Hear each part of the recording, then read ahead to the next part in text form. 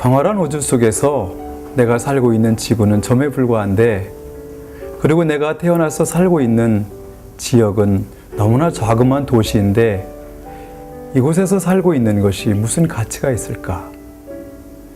은하계만 해도 1000억 개가 넘는다는데 그 중에 하나, 그 중에서 태양계는 너무나 작고 지구는 더 작습니다.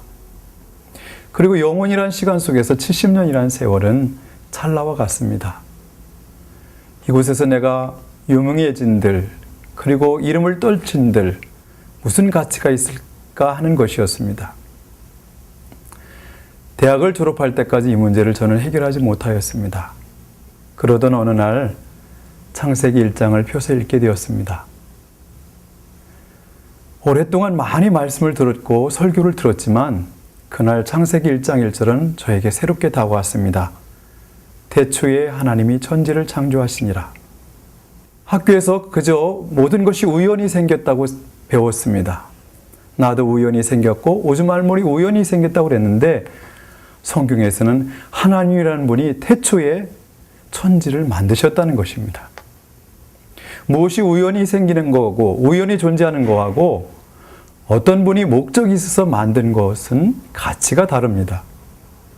우리의 가치는 우리를 있게 하신 그분, 창조주에게 있는 줄 믿습니다. 성경을 읽어내려가면서 사람이 하나님의 형상대로 창조되었다는 이야기를 또 듣게 되었습니다. 저는 놀랐습니다. 그저 우연히 아메바 같은 그런 존재가 진화하여서 원숭이가 되었고 원숭이에서 사람이 되었다는 이야기를 들었을 때 나의 가치를 도저히 찾아낼 수가 없었습니다.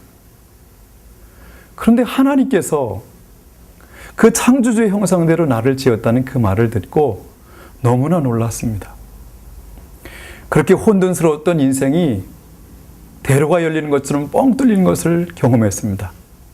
나의 가치가 무한 상승하는 것을 느꼈습니다. 저는 하나님께서 형상대로 지으신 하나님의 자녀입니다. 저는 우연히 있게 된 것도 아니고 그저 가치 없이 살다가 그냥 사그러들, 죽어 없어질 그런 존재가 아닌 것을 알았습니다. 하나님 아버지께서 나를 창조하셨고 있게 하셨으니 저는 가치가 있습니다.